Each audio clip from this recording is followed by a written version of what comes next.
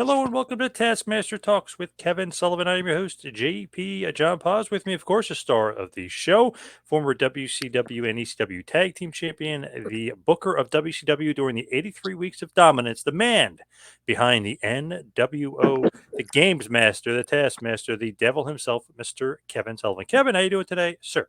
Excellent, my friend. Excellent. How are you? I am doing good, but a little bit of sad news just popped up as we're recording. The Iron Sheik has passed away at the age of 81. R.I.P. Sheiky baby. Yes. Super guy. Super guy. How well did you know him? I met him in Florida. I believe it was 1974.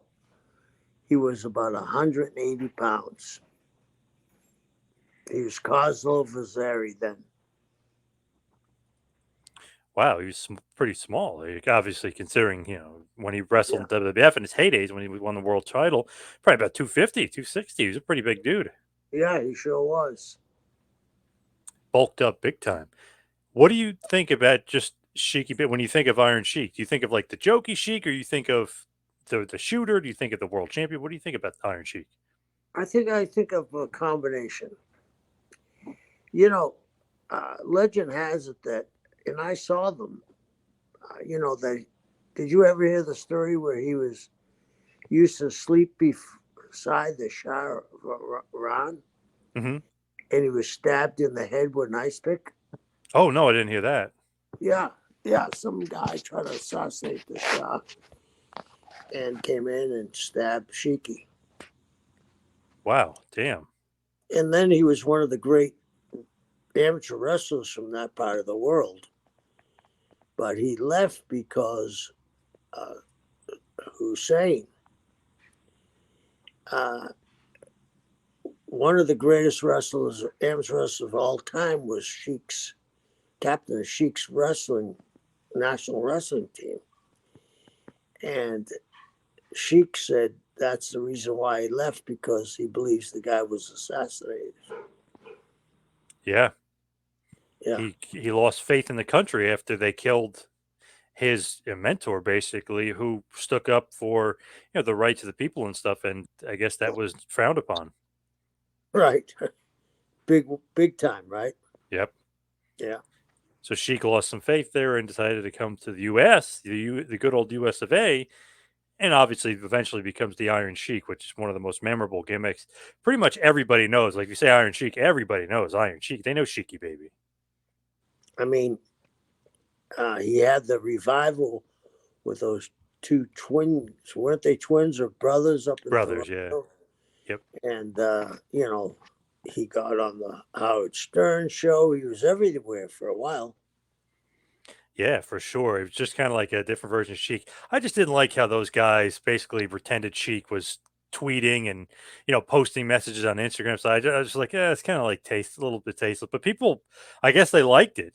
He's pretending "F you Hogan" and all this other stuff, and Sheik has no idea, because I know a buddy of mine that worked with the Sheik. Actually, up until last year, was working with Sheik on stuff, signings and different things of that nature. He said he doesn't even know how to open a Twitter or whatever. So those guys are just tweeting stuff out, which is ridiculous. But who was helping him then?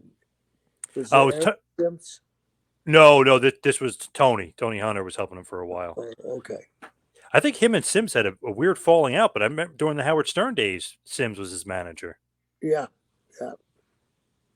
Interesting. But that was quite a, Brian Blair, I'm going to make you humble, I'm going to F you in the ass, and all this other stuff. It's like a definitely interesting side of Sheik that we didn't know about when we were watching him and Hogan in the 80s. Right.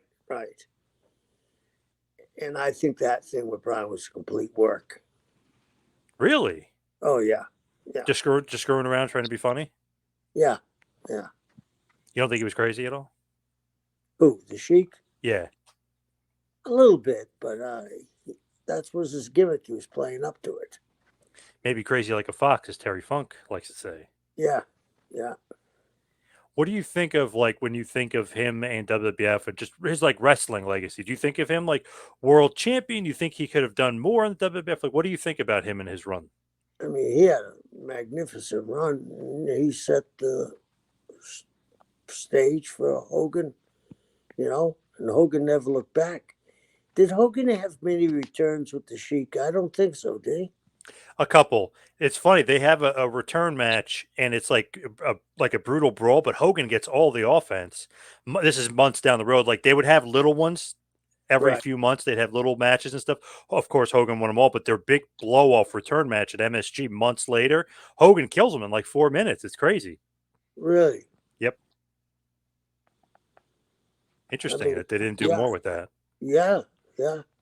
Because Hogan went off and he had like a little thing with Valentine. He had a few with Dr. D, David Schultz. His first real opponent was like the Max Superstar. So he's wrestling all these different guys. And eventually Piper became the big opponent. But it is interesting that like Sheik didn't become like the big return guy. Like, you know what I mean? That wasn't a huge rematch. You know, that has been a thing that's happened in wrestling for quite a while where they have this huge match, draw all this money, and maybe have one or two returns and it doesn't pan out. You go back to when Luthez was picking up all the world championships and uniting them. Barry Leone and uh, Lou were in the Hollywood American Legion Hollywood Bowl. I think that's what it was called. That was the first $100,000 house. Wow. And the returns were supposed to be all over the country. I think they had a return in St. Louis and a return in Little Rock and maybe Oklahoma City, but it never drew like that one that in California. And then Buddy Rogers in Pat O'Connor. They drew what 34,000 plus people at Comiskey Park. Pat lost the title. Then they had returns. They had one later on in Comiskey Park. I think it did half the amount of people. And it's funny, a lot of those matches that were hyped never got the drawing power that it originally did. You know what I mean? Yeah. Especially if you look at Hogan and Sheiky Baby. They Yeah. don't I mean they have a couple of Philly and then the big return match at MSG, but nothing like a big major program. Like Hogan kind of goes elsewhere with his programs in '84. Yeah. Yeah. Sheik Baby, great transitional champion, like it was in that era, really, and those eras for WWF, along the lines of Koloff and Stasiak and Sheik. I mean, these transitional heel champions that led the way to the huge era, and obviously the Hogan era, the Hulkamania era, is just one of the biggest eras of all time. So Sheiky Baby was a part of that. Obviously, after that, WWF Tag Team Champion for a while. He lasted there for a couple of years, got in some trouble, and kind of faded out as his career kind of winded down. But man, what a run for Iron Sheik. Yes. He had an incredible run. Incredible. So as far as today and today's topic, what we want to talk about was Slamboree 1994. May 22nd, Philadelphia, Pennsylvania, at the Philadelphia Civic Center. The attendance was only about 4,000. The tagline is a Legends Reunion, a night with the classics, one ring, one moment, one mega event. The pay per view buys 105K. What are you doing at this point? Are you the booker yet here in May of 1994? No. No. Who is? Flair? Flair, I believe it's the tail end of the committee. So very interesting stuff is going on. It's like a lot of stuff going on here in 1984. Hulk Hogan has signed the month before in April, and obviously he's eventually going to get that, which you love, that Disney MGM parade, as if he's a new ride in the park or a new mascot in the park. They bring him in, and they make a big deal about it. But it's almost like Flair is the champion. He's got to almost have something else going on while Hogan is not there. Obviously, he's going to make his debut on Saturday night in June and pay per view debut in July for Bash of the Beach. But there's some time between May and then. So are you guys kind of just biding time for waiting for Hogan versus Flair? I believe so. I mean, you announce that. What's everybody's thought, right? Those Hogan two. Flair, you Yep. know. So looking back, uh, you either think it maybe drew anticipation or you shot yourself in the foot knowing that you drew anticipation, you know? Yep. It's interesting though, like with this going on, it seems like, and I know he's going to come back in the fold, but it seems like almost Sting is going to be a little bit of an afterthought, just by what's going on here because Hogan's coming in and he was the franchise, he was the big guy. I know obviously he's not the biggest draw of Hogan or biggest star as Hogan, but is that a thought process at all? Like, oh man, we're gonna kind of pass our own guys by and Hogan's gonna become the guy here. Well, I think that was taken out of our heads. Sting was contracted to WCW, where Hogan had a personal service contract to Turner. So did you feel like okay, like Hogan's gonna get the big push no matter what he has to, basically? Well, if everybody else has a contract, JP, working for WCW, and Hogan has this incredibly large contract that favors him all the way, who do you think they want pushed? Oh, of course. And the other thing is business wise, Bash the Beach, basically, this is going to be the last pay per view before the Hogan era of WCW. So it only does 105,000. Bash the Beach does double that, more than double that. So it's like you kind of look at Hogan like, wow, he's going to be the biggest star we've ever had here. Oh yeah, I mean he was the biggest star in pro wrestling at that time. Tony Schiavone recently said he was shocked that you guys got Hogan to sign with WCW because he always felt like WCW was number two and he was such a big star. Would he really go to the number two company? Did you kind of have that same thought or you figured he would sign? Well, if you're going to be working for Ted Turner himself, why would you? Why would Tony think that? I think he felt like, oh, we're not, we're like second rate, or we're like the B team, or we're not in the league of the WWF kind of thing. Well, isn't it about making money? Yes. Yep. And to me, Hogan has got to be thinking in his head, wherever he goes, that company is probably number one. No matter what Vince at WWF was doing, he probably thought like, well, I'm going to make this the number one company. He kind of proved that right too, didn't he? Absolutely. And Vince obviously looked like a fool thinking, oh, this guy was too old. I can just get rid of him and kind of push the new generation. Kind of made him look bad for a while, obviously, until Yeah, 98. yeah. So with this show, it's very interesting to note too. Rick Rude suffered the career-ending neck injury in Japan, but he still won the match against Sting. A great match, by the way. But we've talked about this before, where he injured his neck. But he's the international world champion, which is the other world title you guys have. That the international title is the big gold belt. The WCW belt, which Flair has at this point, is the smaller WCW belt that I think everybody's become accustomed to. So the plan all along was for Rick Rude versus Vader in the main event for the international title, and they kept promoting it as such without really saying Rude was hurt, all leading up to the pay per view. Even though a month before, Rude knew he couldn't wrestle, he was done, he would have to vacate the title. Do you like that they keep promoting something that's not going to happen? A little bit of a bait and switcher because we know Rude's injured; he's not going to be able to wrestle. His career's over. What I can remember is they thought there was a chance he could wrestle. Wow. Yeah. I mean, a lot of guys have come back from injuries. I don't think they knew at that time that Rude had a Lloyd of London contract. Right. Which obviously is $400,000 policy, right? I mean, it's crazy. Yeah, yeah.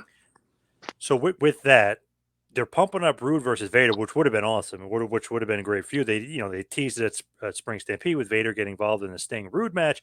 Sting is kind of in the middle though. He's losing to Vader, but he's losing to Rick Rude a few times, and they're kind of going back and forth. Sting and Rude are kind of being like 50-50 a little bit going back and forth, but it's kind of like a three-way feud. But really, Slamboree was supposed to be Vader Rude for the title. Rude's not there, so what do we do with the title?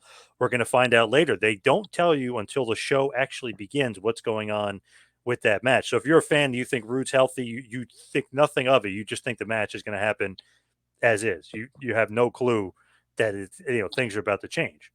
Also, for the other world title, you have Ric Flair versus a mystery man. Colonel Rob Parker says he's going to bring in a mystery man to WCW to face Flair. This mystery man, who's under a hood, beats up Ric Flair on Saturday night. You don't know who it is again until the pay per view. Do you like that? It's almost like you're going to have a couple of not bait and switches, but you're going to have some surprises on this pay per view for sure. No, I don't like it, but you've got to realize they had built that Vader Rude up. And when they decided they lost it, that match, I think they went into being shell shocked. They weren't making the clearest decisions at the time. So, as far as this show is concerned, it's interesting to note that Sherry will be making her debut. Sherry Martel, she says she's looking for somebody to manage. Obviously, she's coming from the WWF. Everybody knows her as sensational Sherry. But here, because I guess WWF owns a trademark, she's sensuous Sherry. A little bit of a change. I mean, obviously very close to the name, but she keeps saying she's looking for the perfect man. She keeps making that a point. And they keep teasing that Mr. Perfect is the mystery guy that attacked Flair, that's going to wrestle Flair. Obviously, we know it's not Perfect because he doesn't sign with there. Do you like that as well? Because I know they're trying to sign Perfect. It doesn't happen. He stays with WWF. Do you like that too? Keep teasing Perfect, Perfect, Perfect, which in your mind you're thinking Mr. Perfect, and then it's not Mr. Perfect.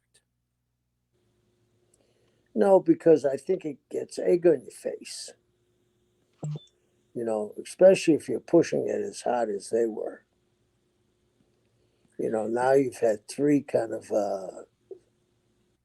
misguided announcements and matches, And why would you announce Perfect when it wasn't signed, when he hadn't signed? Yep. So I didn't like it at all, no.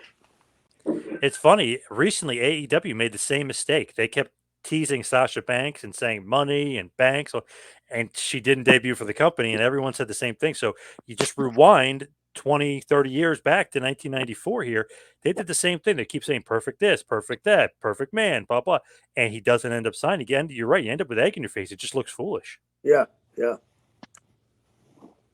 So as far as that is concerned, we know that it's obviously it's not Mr. Perfect, and we know that Rick Rude is not there. So a lot of I don't know, like maybe bait and switch is going on. A lot of kind of let's do this, but we're going to do that instead. It's just an interesting way that the show is kind of it's going to go down. Then on top of that, you wouldn't really notice this until many years later, but Brian Armstrong, aka the Road Dogg, has a dark match, and you think he's going to sign with WCW. He does not sign with them. Years later, obviously, that would be a mistake. Here in '94, not so much.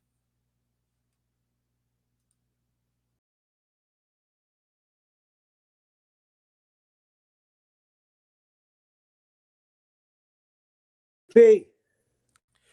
So not a mistake here in '94. What?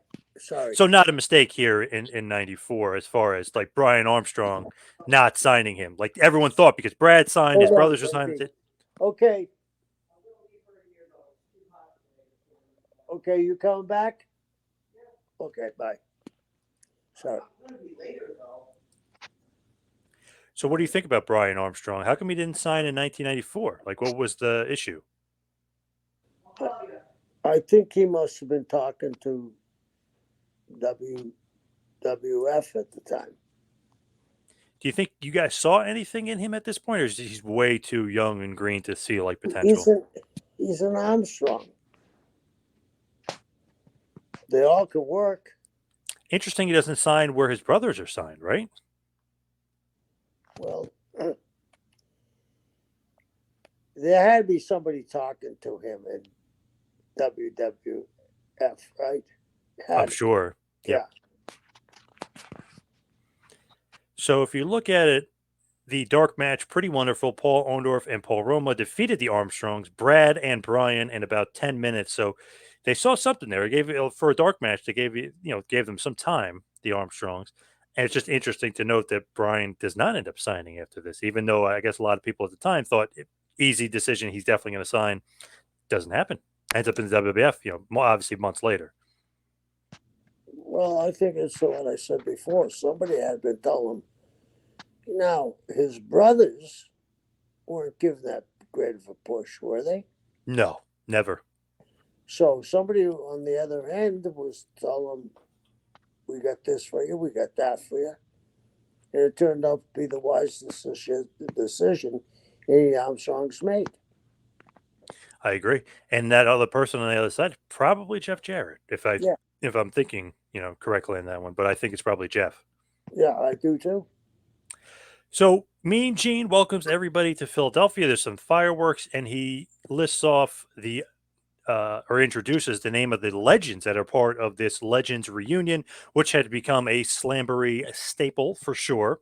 He introduces Ole Anderson, the Assassin, Penny Barber, Red Bastien, Tully Blanchard, the Crusher, and Don Curtis. He then goes to introduce Terry Funk, but Vern Gagne comes out instead. Vern and Gene kind of looked a little bit confused about it, but it's a part of the plan apparently here because Funk wrestles later, and that's a part of it. But the whole thing was like Funk is kind of saying like I'm not a legend. I can still work. I can still go. So Vern then kind of gets introduced. Then they introduce Hardboiled Haggerty, Larry the Axe Hennig, Killer Kowalski, Ernie Ladd, Wahoo McDaniel, Angelo Mosca, Harley Race, Ray Stevens, Lou Thez, Johnny Weaver, Mr. Wrestling number 2, and Tommy Young. He also just mentions a few things about each of the guys, really pumps up Mr. Wrestling, and basically then turns it over to Tony Schiavone and Bobby the Brain Heenan. But for some reason, he calls Bobby Jesse. I know people thought it was a screw up. Knowing Mean Gene, I have a feeling that was a bit of a rip because obviously Ventura's not there anymore. It's Bobby the Right. Brain. So knowing him, I have a feeling it might be a little bit of a rib. I do too. Then Nick Bockwinkel comes out with the big gold belt, which is the international title. He calls Sting out. Sting comes out and he says the match with Rick Rude, just because of the finish and everything else, this is obviously a cop out because of the Rude injury. He said that Rude, he doesn't really mention the injury. He kind of just basically vaguely says the match was ruled a no contest. You are now the international champion. Rick Rude is stripped of the belt. He didn't officially win that match. Sting says, I don't want the title like that. Typical babyface. You can't just hand me a title. I'm not champion. So he kind of begrudgingly, or Nick Bockwinkel begrudgingly agrees. And Sting says, well, since Rude was supposed to face Vader tonight, I'll face Vader. The winner is the champion. Nick Bockwinkel says yes. And that is the main event for later. Sting versus Vader for the vacant WCW International Championship. Do you like kind of how that goes down, where Bockwinkel basically says he wants to just give him the title? No, I think they could have said they're the winner of this match, but they're backed in a corner there. And I don't, they made a lot of mistakes. We all made mistakes there at the time, but I think they're really hedging their bets that they thought Rude was going to be able to wrestle. To me, I guess it's like the ultimate babyface thing. Like, oh, you can't hand me the title. I don't want the title that way. I lost to Rude. I got to earn it. Yeah, I think they were trying to do the best they could with it. You know, When you look at that, I mean, we're talking, there's a lot of stuff going on like before pay per view. Hogan's on his way in, Rude is on his way out. Mr. Perfect is being teased, but obviously he's not being used. Even Road Dog, like, will he be signed? And he's not signed. It's just a lot of stuff going on behind the scenes. Jesse Ventura's gone, Bobby the Brain Heenan is in. Obviously, Mean Gene is somewhat not new per se, and Heenan's not new per se either, but yeah, they've got a bunch of guys coming in from the WWF, and that's not going to stop here. Meaning, Mean Gene, yes. Bobby the Brain, yes. Hogan's coming in, yes. And it's not going to stop. Is that a part of Bischoff's plan to get all these guys with equity from the WWF, all this TV time? What's the game plan? why wouldn't you? I'll give you an example. Today, with all the wrestling, just like back in the day, Can a casual fan name 10 wrestlers that aren't in the WWE? No, Can they name 5? maybe that's gonna be tough though. So you're taking 10 years of guys going over on TV because Vince made the decision they were burnt out. Well, if they were burnt out, my thought process would have been I got to get some return out of these guys. I need them to start putting some younger guys over Yep, and doing jobs. yep. They let them go when they were on top.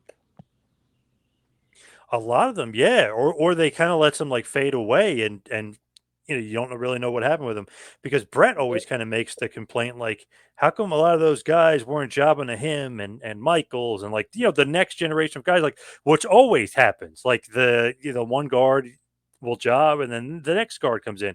Felt like Brett didn't get a lot of those big wins. Jake the Snake, he didn't lose to Warrior Hogan. Like none of those guys lost to the next generation of guys. He kind of lost something there. Yeah, I think that generation was the generation that didn't put guys over. And, but why wouldn't you bring everybody? Okay, let's go back to what you said, or what I said. You got 10 years of guys being used on top, right? Then you got Randy Savage, who he thinks doesn't have anything left, makes him a commentator. And Randy was one of the biggest stars ever in the history of our business. There were mistakes being made on both sides, but there were mistakes where, okay, these guys are through. Let's just cut the whole team. Yep.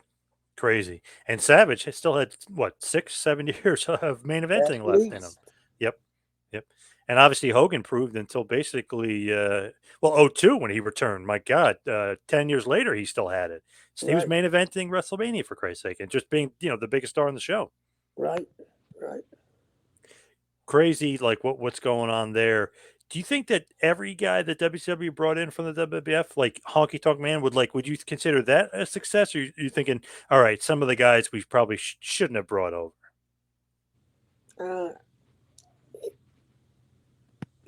yeah, I mean, should they brought everybody over? No. But they were successful bringing guys over. Pay per views are starting to jump. Eric was brand new at this. Why not? And Hulk was telling him, well, Hulk liked his guys around him. Yep. So if you're paying Hulk all this money and he's got a personal service contract to the boss, I don't know how anybody could knock Eric Bischoff from listening to Hulk Hogan.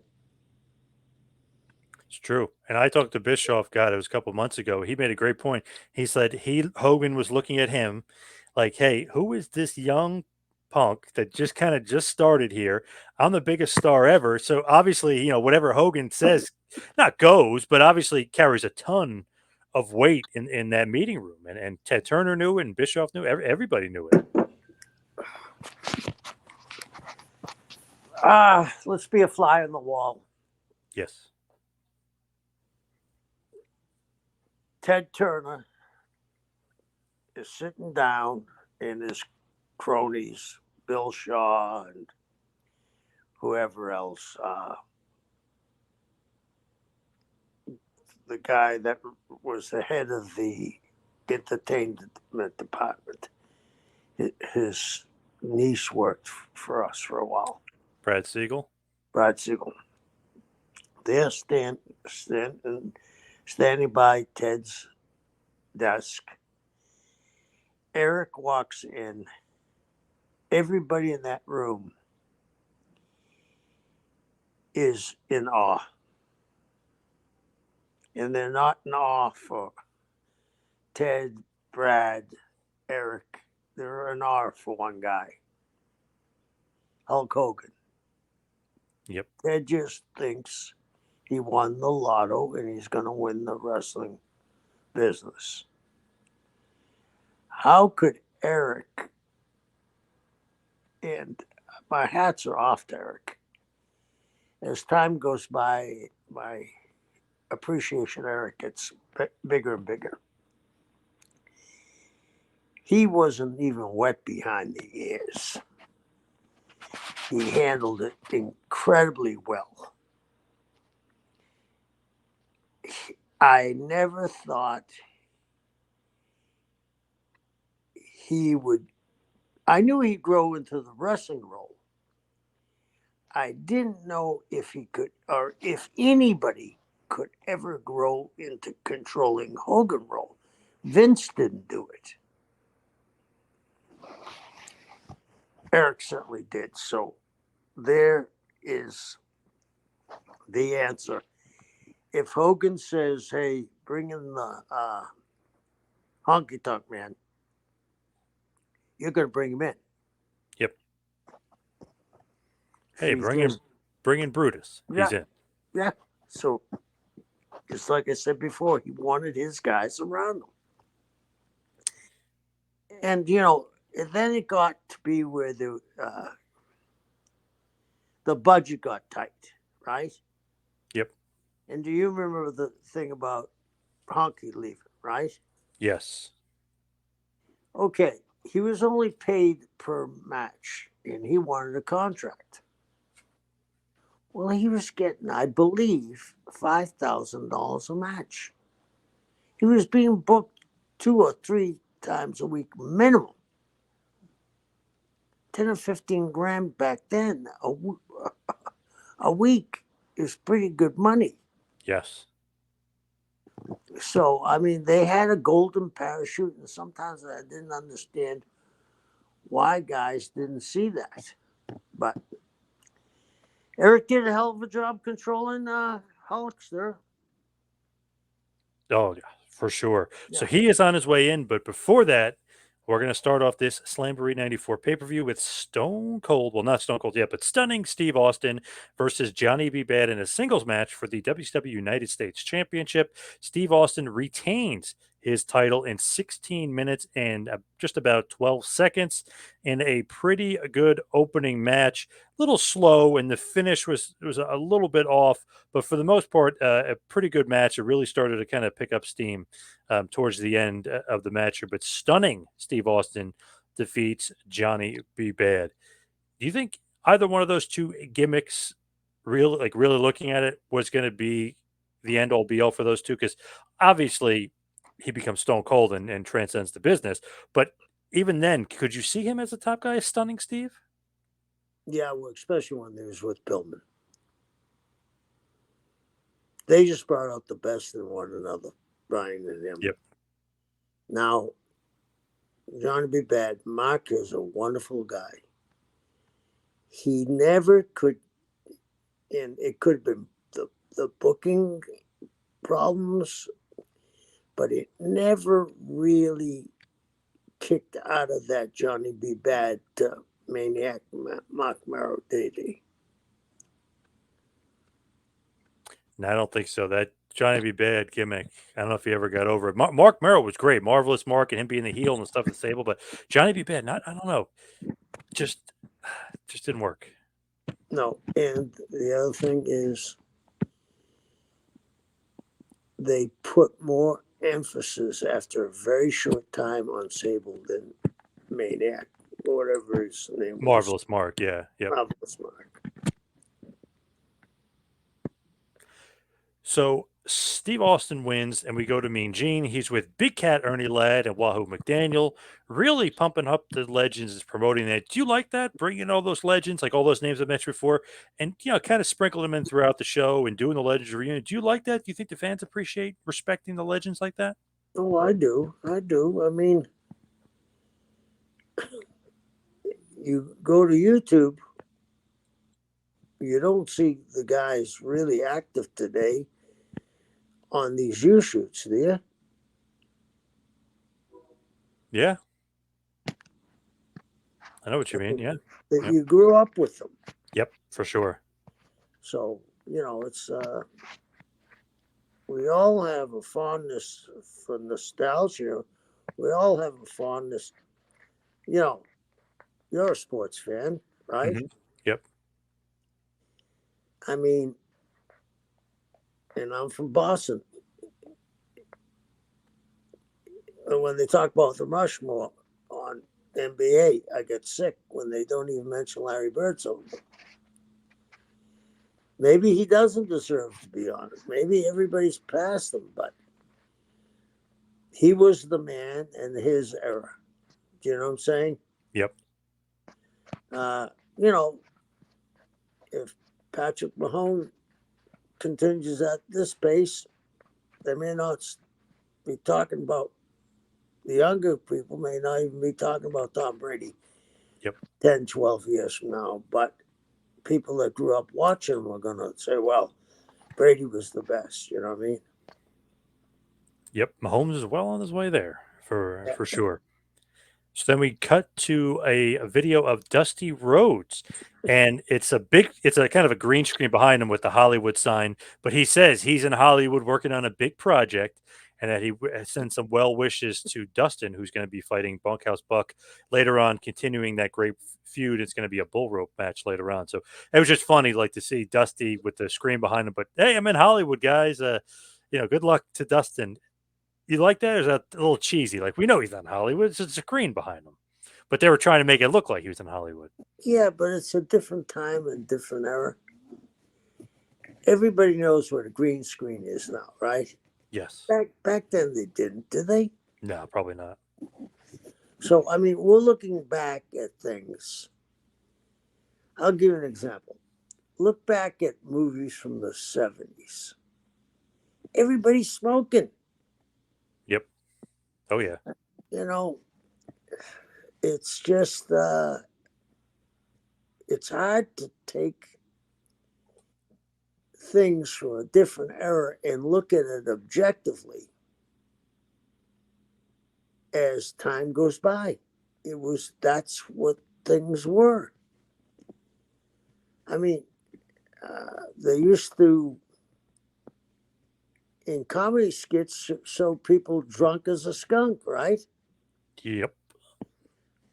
Uh, Words were used that are now you get canceled for.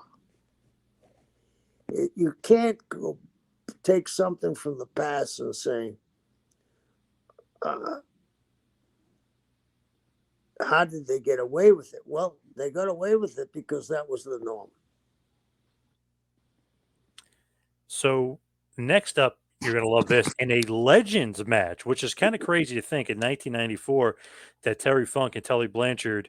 I know obviously both are winding down their careers, but I mean, God, Funk wrestled for like 15 more years. But this is considered the Legends match, but it's Terry Funk and Tully Blanchard fighting to a double DQ in 7 minutes and 15 seconds. Really, really good match. I mean, shockingly, because you think, oh, it's a Legends match. I mean, they brawl like crazy. Funk is going nuts. He's beating up the hat guy's hat. I mean, he's doing all this crazy fun stuff. But the match is great. And it's almost like, wait, that's not a legend match. Both these guys can still go. I mean, they both look great. When you listen back, didn't they kind of say that Terry Funk was still active? Yeah. Yep. Because Terry made a big deal of that. He said, I'm not retired. I'm not retired. I'm still active. And he forced him. That got heat with Terry. And that's why he didn't want to do the Legends thing earlier. And it's like, oh, I guess it's Vern Gagne's point to come out because I'm not in that, in that grouping. Although Tully did come out earlier, Funk didn't want to do it. He didn't want to be a part of it because he's still an active wrestler and obviously be a big part of a feud coming up involving Dusty and Dustin and everybody else in the stud stable. So it's just funny to think like even Tully in '94, you could say, oh, his prime was the '80s or whatever. He came up in the '70s, but he still looked great in '94. Yeah, but the thing with Tully was moving out of the wrestling business and moving into being a full-time preacher. Yeah. And it sucks too because a year earlier, remember they put Paul Roma in the Horseman?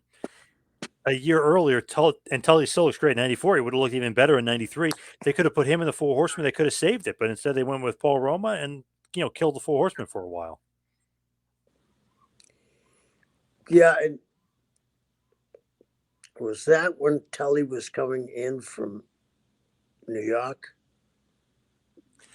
In '93, no, this was you're thinking of 1990 when he was going to come back and be a part of the Horsemen, and Yeah. they lowballed him on the money, which was crazy because that angle would have been awesome, the Horsemen beating up Sting, and they just end up doing with Ole, Arn, and Rick, and no fourth member until a little bit later on.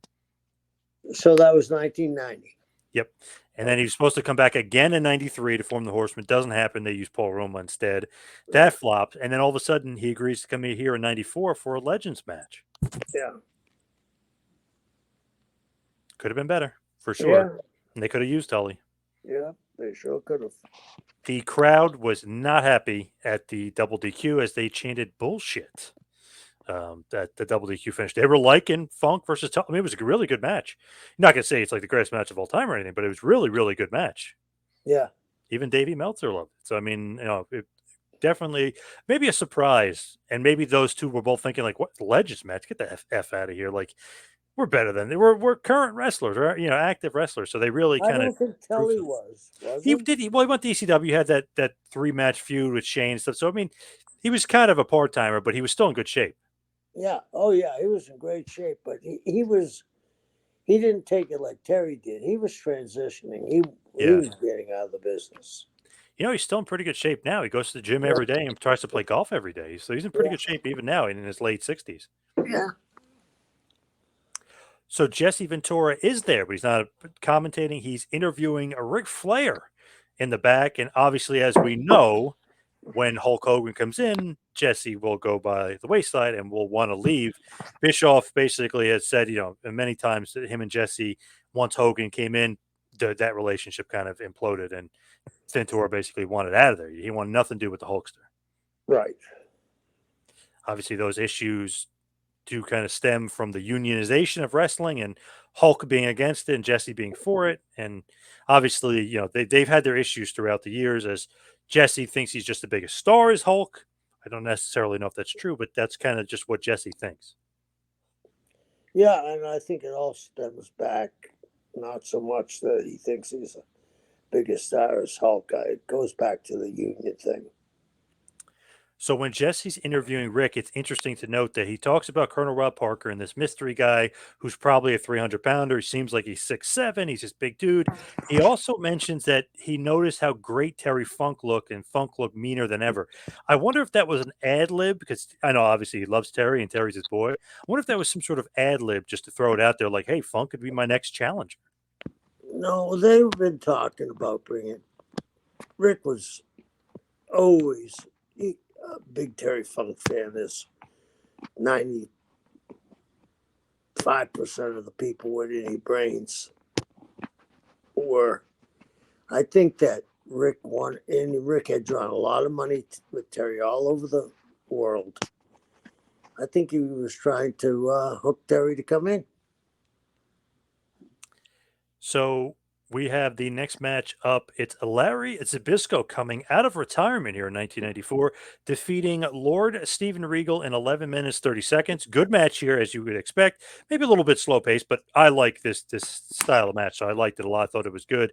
Just interesting to note that Regal was mocking Zbyszko, who was doing commentary and other things to come out of retirement. He does come out of retirement, and Zbyszko beats Regal. Zbyszko looked in great shape too. It's funny, these guys are quote unquote retired or old or whatever. They're in awesome shape here in '94. Zbyszko, Tully, Terry Funk, they all look great. Right. They're not on the road every day like everybody else is. They're weekend warriors, and they're training at home and getting sleep and eating right. Yep.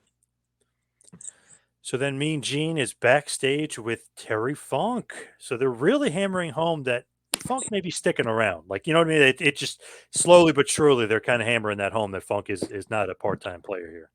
Right. Then next up, Gordon Soley is the host for the Hall of Fame ceremony. He introduces all the inductees across the line. He goes and inducts Mr. Harley Race, He talks about the car wreck that nearly ended Race's career and kind of all his accomplishments. He then introduces the Crusher, then Ernie Ladd, then he introduces the Assassin, then he introduced Ole Anderson, and he just kind of goes on, and then he posthumously inducts Dick the Bruiser into the WCW Hall of Fame as well. So just a nice little ceremony introducing everybody kind of into the WCW Hall of Fame. Obviously, some huge names and some big legends were a part of that as well. Ole obviously was working with WCW at that point too, still right in 1994, working behind the scenes. Yeah, yeah. So then Colonel Rob Parker is interviewed in the back by Jesse Ventura, and he tells him, "You're going to find out who the mystery man is later on." So we kind of keep teasing, maybe a little thread there throughout that whoever this big mystery man is, he's going to beat Ric Flair for the title. Then the next matchup, Dustin Rhodes defeats Bunkhouse Buck with Colonel Rob Parker in a bull rope match in 12 minutes and 50 seconds. Okay, match. Not as good as the Spring Stampede match the month before. That was just awesome, but a pretty good, just violent match. Kind of hard to live up to that Spring Stampede match, which was awesome. But Dustin gets the win over Bunkhouse Buck, as it should be, maybe, with those two. Yeah, and that's a very hard match to work. Very difficult match to work. You would think it would be easy, but it's not. Why isn't it easy to work? Because the rope does this. You're either too close to the guy with the rope or too far away. And, you can't, okay, you guys come off the ropes and you have a collision. If you take, both of you need to know where you landed, because if you landed too far away from each other, it's going to take you a while to get up and do another spot.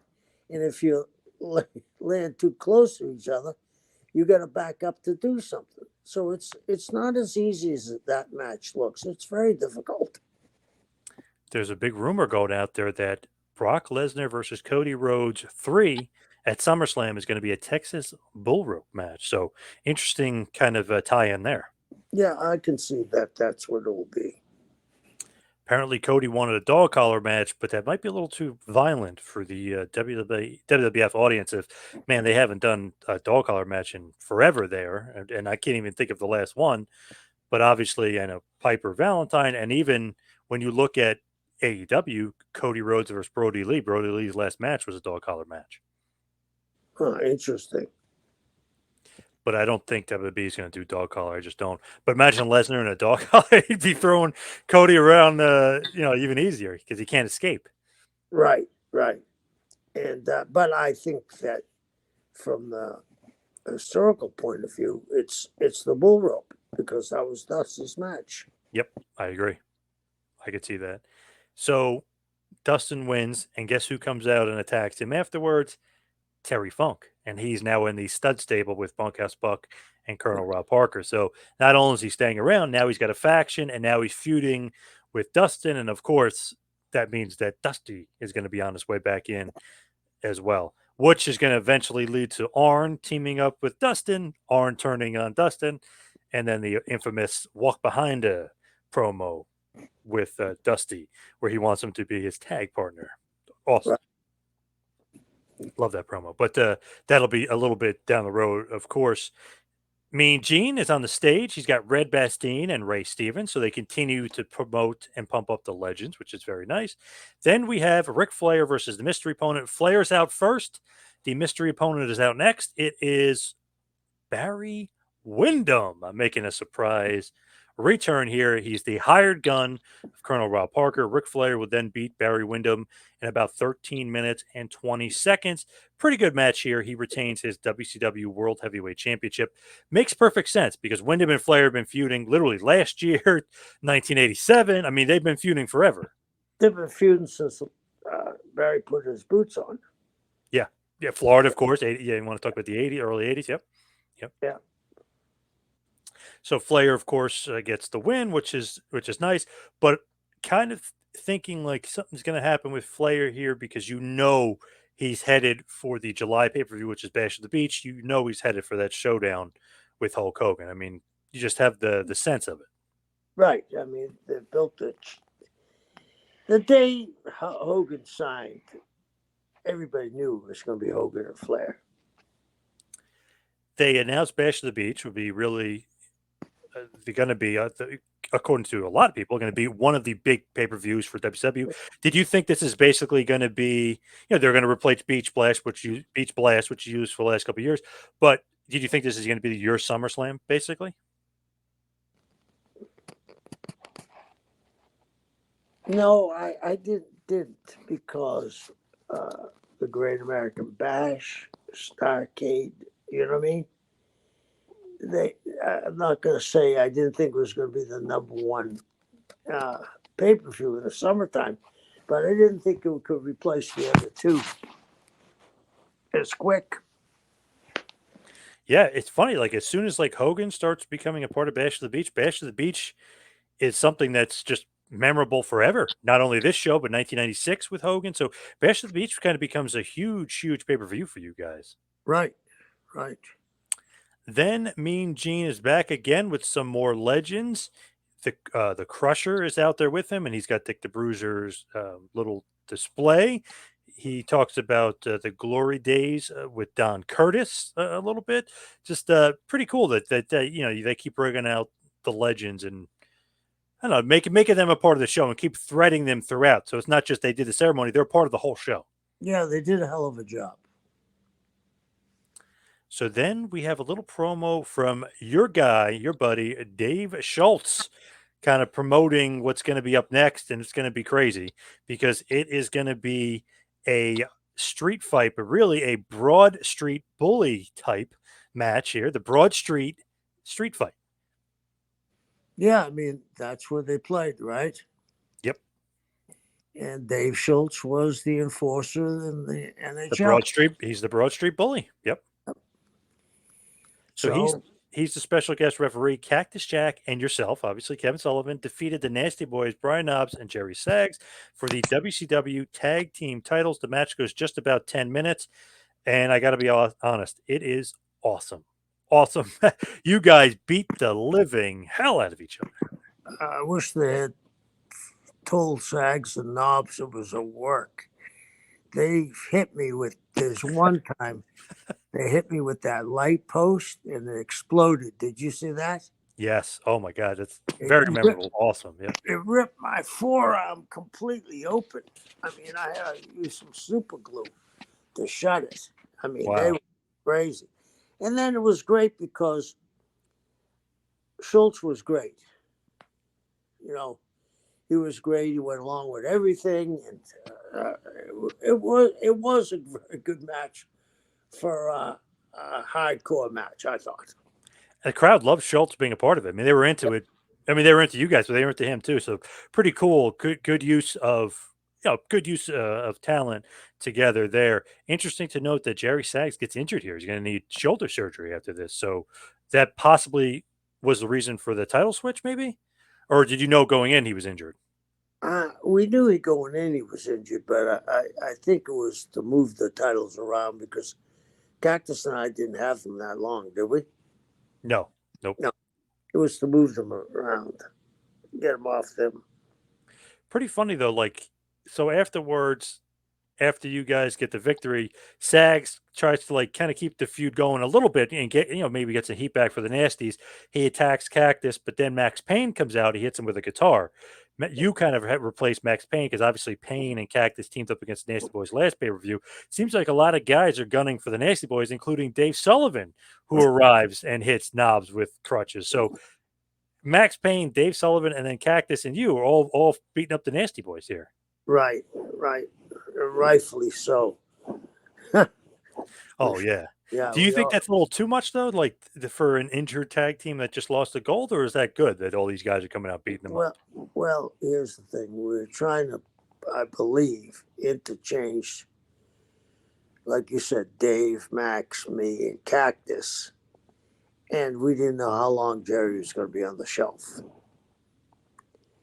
So we're going to have an interchangeable tag team with Knobs. You know what I mean? Yep.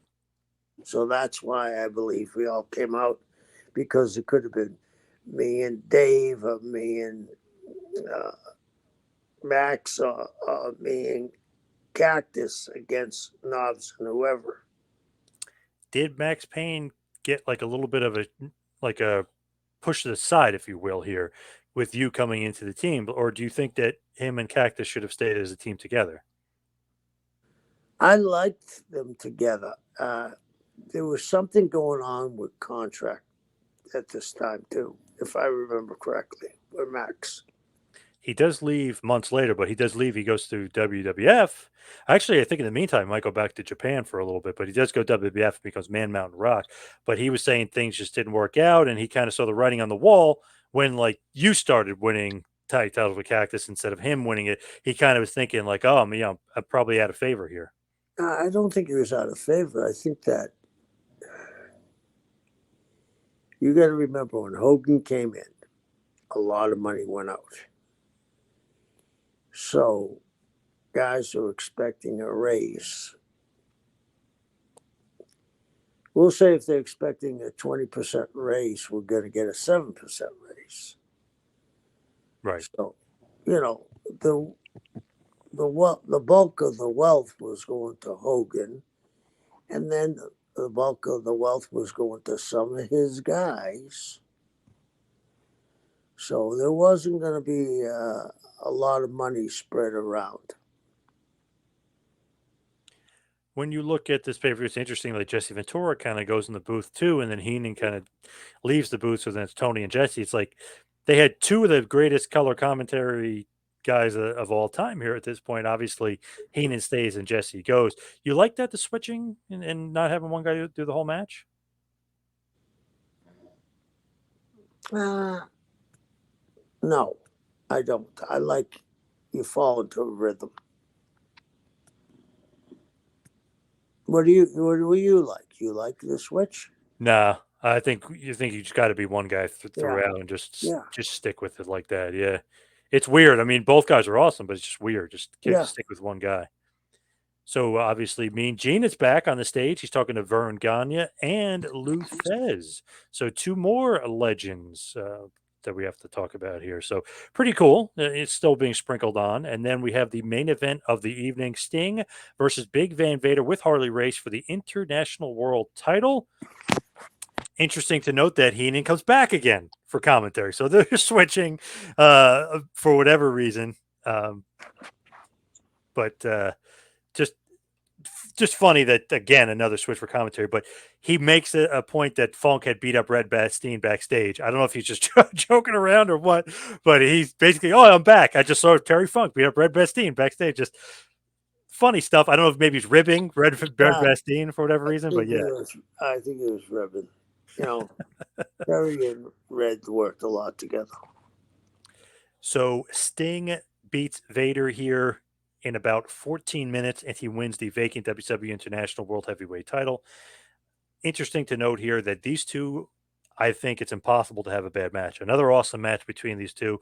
The chemistry with them is off the chart. Vader, one of the best big men of all time. Sting is just awesome, especially against certain guys.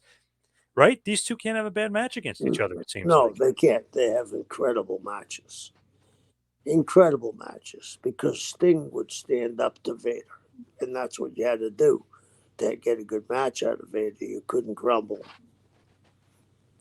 So with this show, obviously, Sting has the celebration to end. They have some fireworks, and Tony and Bobby recap the show.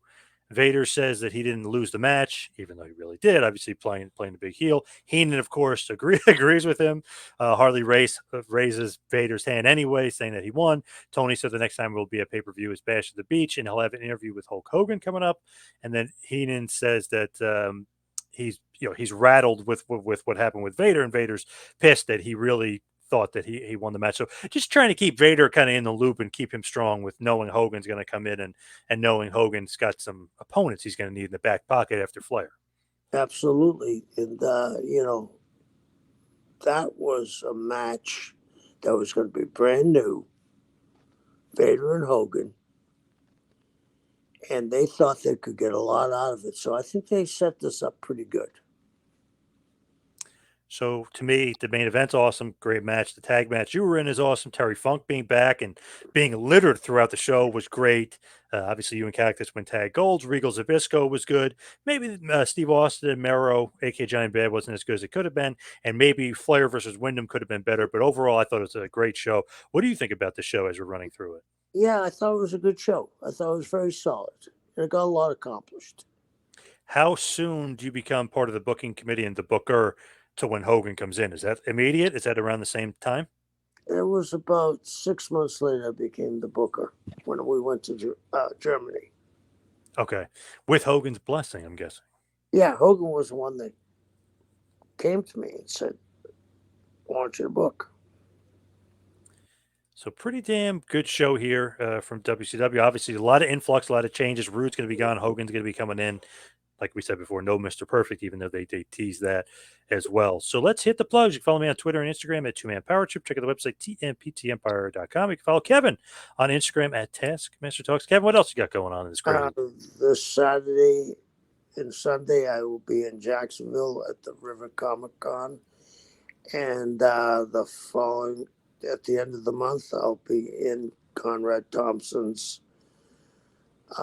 Big Shindig in Huntsville. So I'm looking forward to both of them. Nice. Good stuff. Thank you, everybody out there, for listening. We'll be right back here next week for the Taskmaster Talks with Kevin Sullivan. We'll see you next week, folks.